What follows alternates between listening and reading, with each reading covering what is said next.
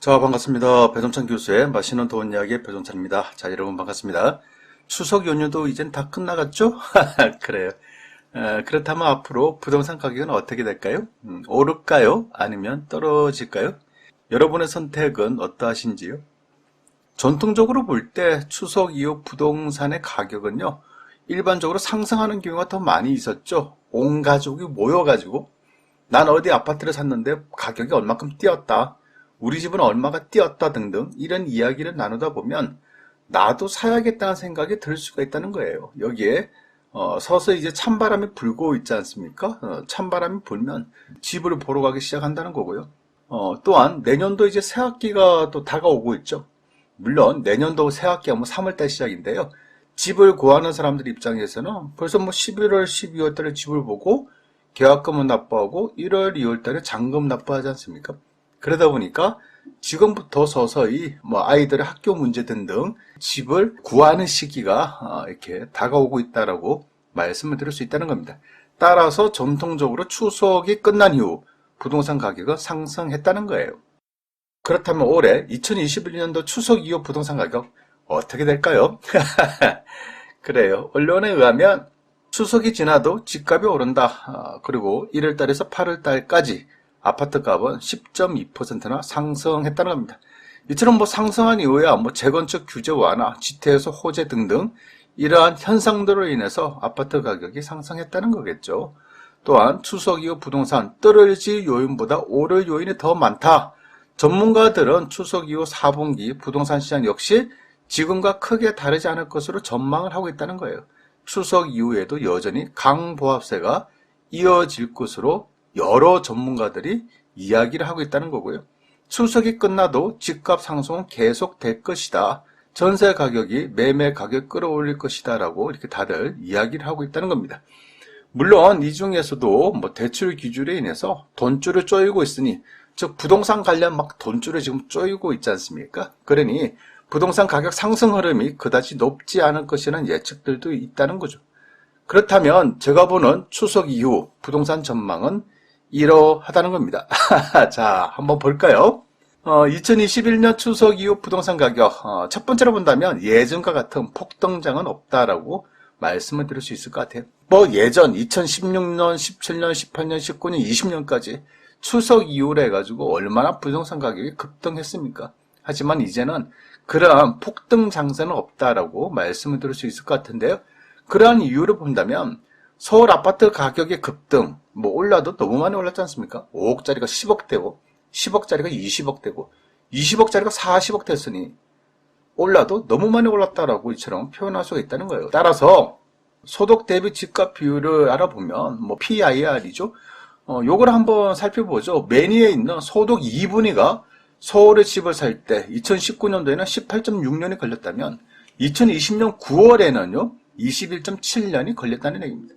1년 사이에 3년이 증가되었다는 거고요. 소득 5분위 같은 경우에는요 2019년도 5.5년에서 2020년 9월 달에는 7.1년으로 대략적으로 뭐 한 2년 가까이 증가되었다고 봐야 되겠죠. 이만큼 서울 아파트 가격이 많이 올랐다는 거죠. 아마도요 2022년 9월 기준을 한다면 이러한 수치가 더 증가되지 않을까요? 이러한 의미는 서울 집값이 너무 많이 올랐다. 보통 사람들 입장에서 서울의 집값을 구입할 때는 매수할 여력이 서서히 줄어들었다라고 말씀을 드릴 수가 있다는 얘기입니다. 여기에요. 금리 인상 한 번 했죠. 또한 이제 11월 달에 한 번 더 하고 내년 초에 또 한 번 더 한다는 얘기 아닙니까? 따라서 기준금리를 0.50에서 0.75로 올려서 1.25%까지 올리겠다는 게 정부의 목표라는 거죠. 여기다가 대출 규제, 뭐 전세자금 대출까지 뭐 규제하고 있지 않습니까? 그러니 부동산 관련 돈줄을 아주 그냥 뭐 차단을 하고 있다라고 말씀을 드릴 수 있다는 거예요. 즉 은행 대출을 이용해서 아파트 사기가, 아파트 매수하기가 쉽지 않다라는 것이겠죠.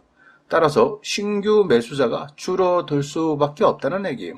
이처럼 신규 매수자가 줄어드는데 서울 아파트 20억, 30억, 40억짜리가 현금으로 다 사야 되는데 그렇지 않습니까?